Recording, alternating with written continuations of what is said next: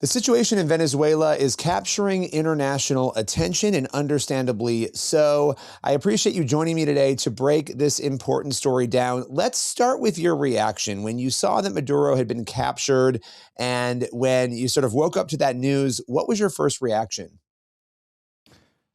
Well, my first reaction was, what an incredible job of the American military to pull this off with no U.S. casualties. But more importantly to me as a Christian, I'm thinking of just the incredible joy, because I have friends that work with pastors in Venezuela, and it's been difficult, as you probably know. When Hugo Chavez took over Venezuela, he kicked out all mission organizations. So that was significant, and the pastors there are being salt and light. So, and what I'm reading is significant portion of the country, to include a lot of people who left over the last 25 years, are excited, but it's very uncertain. Obviously, there's a whole discussion of what's going to happen. Is the U.S. handling this right? Do we have a good plan? We don't have a history of having great plans with doing stability operations. But I'm hopeful, and at least there's some level of promise. So I would say I was really excited. Also, I have family. My wife was born and raised in the U.S. Canal Zone. She was actually there when the U.S. invaded Panama, and so I know the joy that she has, and also that many Panamanians have, to be rid of Manuel Noriega. So all of this to say, I know there are issues, of course, but my general sense is I'm excited for maybe a hopeful future for Venezuela, one that's free, particularly free for the free exercise and the spread of the gospel message of Jesus Christ.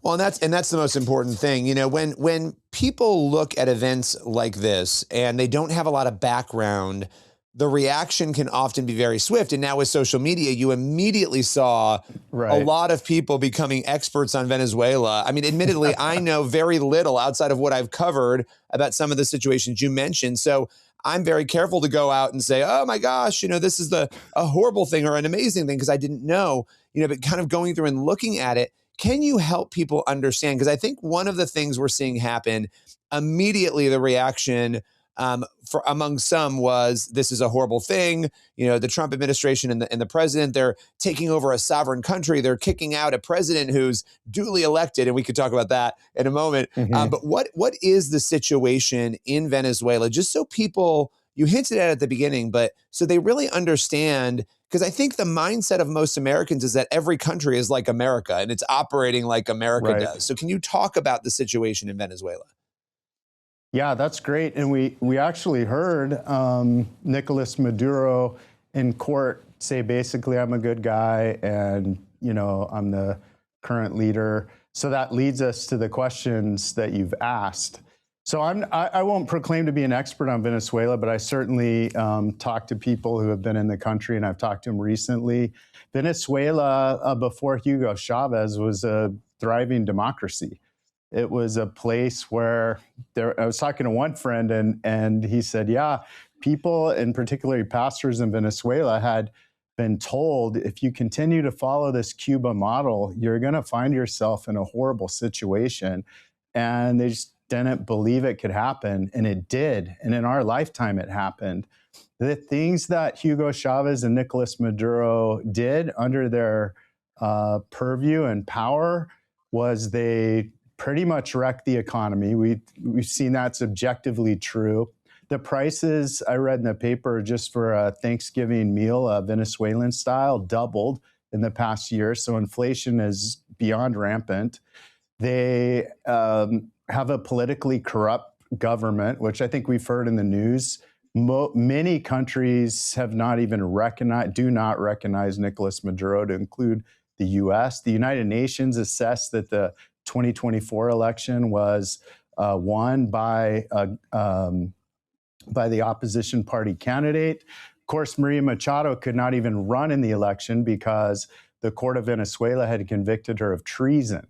So imagine that from a First Amendment perspective in the U.S. If you are an opposition candidate running with a different viewpoint and the executive branch can prosecute you for treason. So they lack all First Amendment rights that we enjoy. they also lack Second Amendment rights. If you see a picture of someone with a gun in Venezuela, they've been given guns by the government. So right now it's really volatile because you have, as things go forward, you have the government with guns, the people are not allowed to have guns. And then you have guns being given to kind of like thugs. I've heard that some of these thugs come straight out of the prisons, and they have these groups called colectivos that now I've seen pictures yesterday on like brand new motorcycles riding around, and I guess it's very uncertain because of that. So what has happened is a dismantling. It's what we see with socialism around the world. It's not been effective. It hasn't produced human flourishing around the country, around the world, I should say. And so Venezuela, I heard today 1,000 political opponents that Nicolás Maduro had basically put away or potentially had killed. This is along the same lines of Manuel Noriega, same type of thing. I haven't even talked about the narco trafficking, which is key to why the U.S. is interested, but I can continue talking about yeah.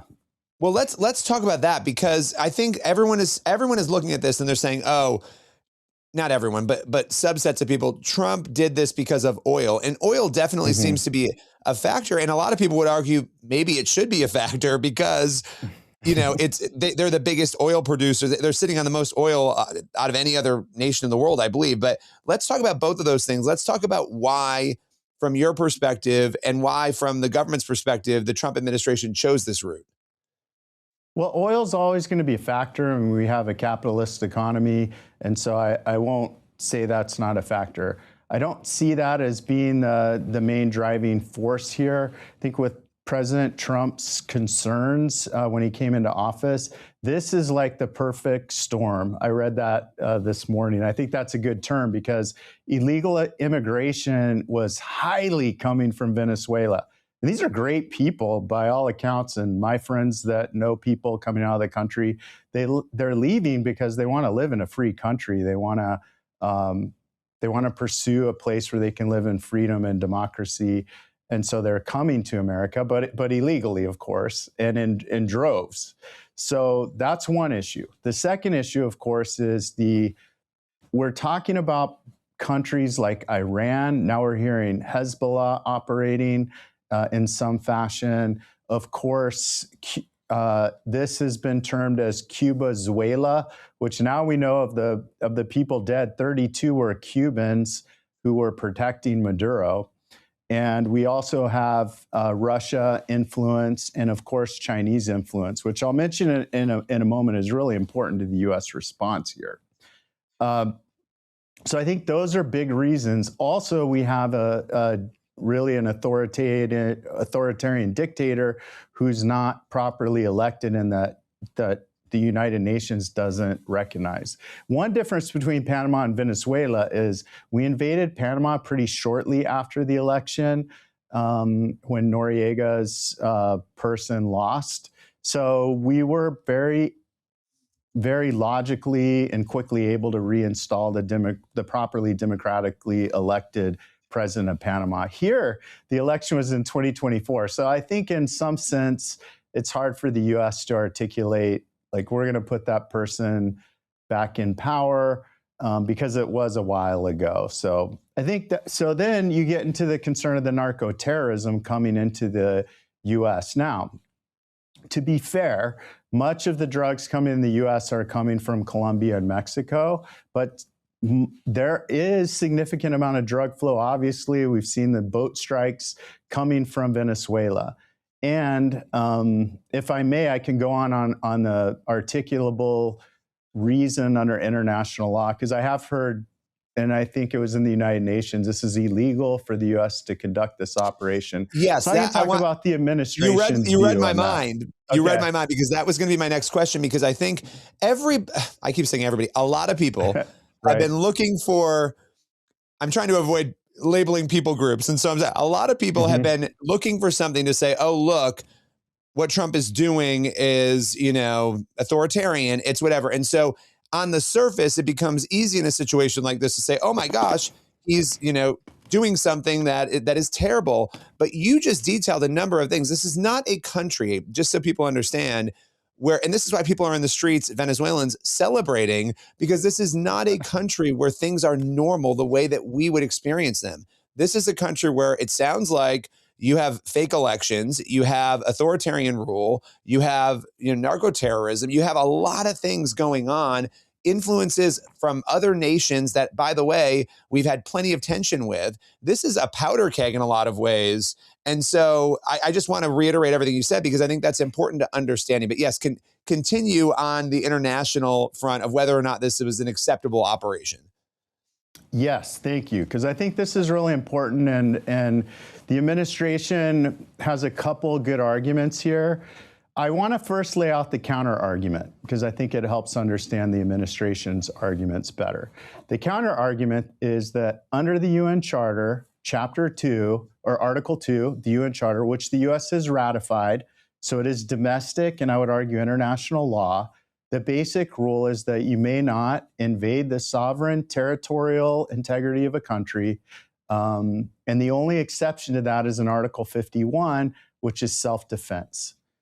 So typically, drug use or importation of drugs is not at the level of which you can use self-defense, because you can only use self-defense in response to a use of force.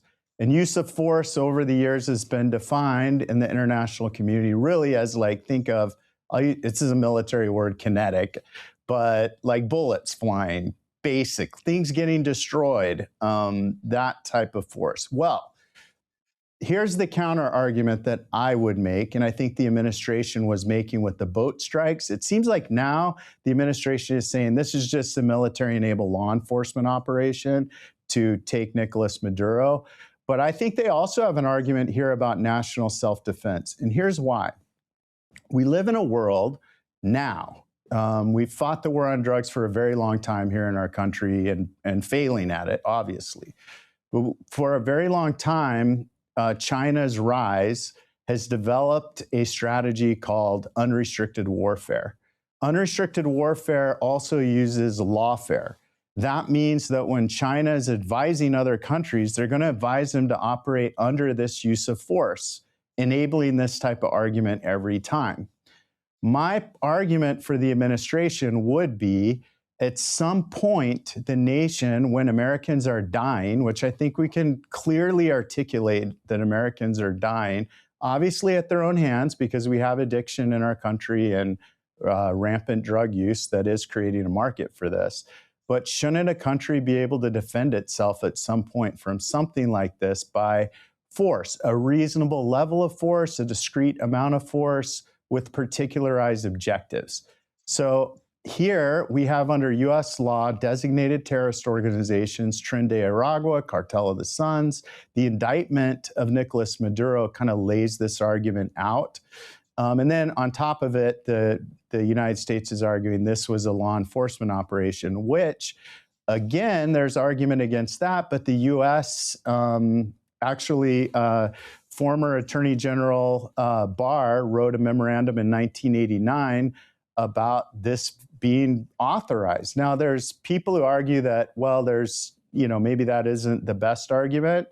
But I would argue it is an argument, and so the government has an arguable position that this is lawful.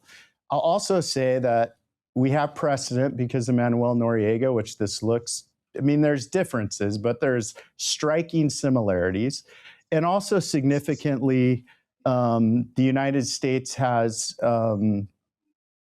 indicted Maduro, and he's got an opportunity to defend himself to whatever issues that he has. And I think his biggest defense is going to be, I'm a head of state and therefore I'm immune from certain things. I think that's going to fail because even if he were head of state, which the U.S. does not recognize, there's certain things as a head of state that is not part of your official duties, and that includes illegal trafficking of narcotics. So that would be, I think, the administration's case that they're making. Right now, I think they're pressing the law enforcement action side of it. And again, it's impossible to have an agreement with a country when the head of state is the person you have issue with to extradite them into the country. So that wasn't really a viable option. Do you think, is there a world in which this increases tensions with Russia and China and other nations that we already have tension with? Because this seems like a prime nation for everybody, right? For a lot of reasons, to have a foothold on. Absolutely. I mean, we're looking at Iran right now. Talk about an interesting situation. Iran has really lost significant amount of power in the region. I mean, based on the stealth bomber strikes, the Israeli action, the 12-day war, the dismantling of Hezbollah and Hamas, this is yet another blow to Iran for certain. Yes, is what I would say to your question. Yeah. How that plays out, I don't know. I think the political assessment here was, you think about why wasn't President Trump more interested in Mexico or Colombia?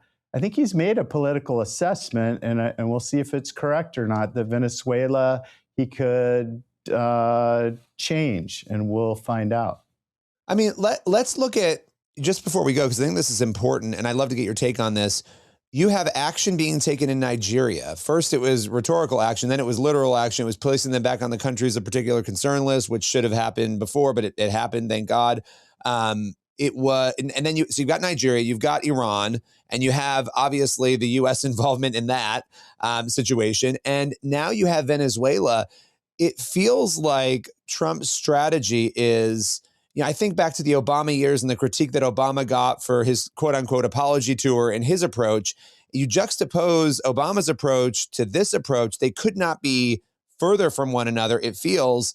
And it feels like Trump is trying to take on these ideologies and these dangerous ideologies in many ways in these countries and make a statement that America is going to be, some would say the policeman of the world, or, America's going to step up to the responsibility that it has internationally. I don't know if you want to reflect on that at all, but when I look at those three actions, I think, wow, this is very coordinated. It feels like, and intentional.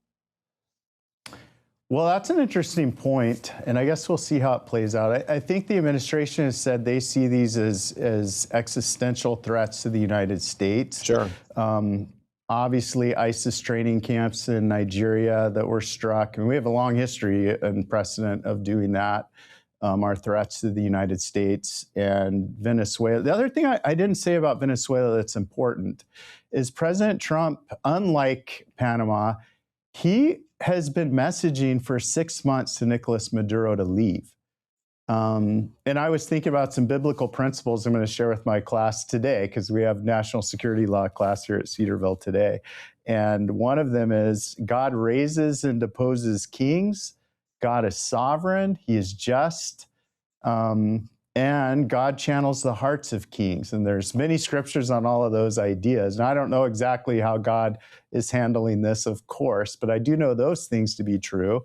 And Nicolás Maduro decided to stay after significant U.S. pressure, in which I actually had predicted this would happen to my students by Christmas.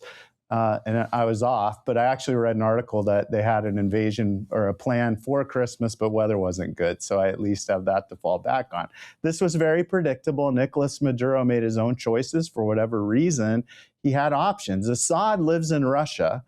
And so Nicolás Maduro probably could have made arrangements elsewhere. He decided to stick it out. I just point that out to your question, because I think President Trump his desire is not to.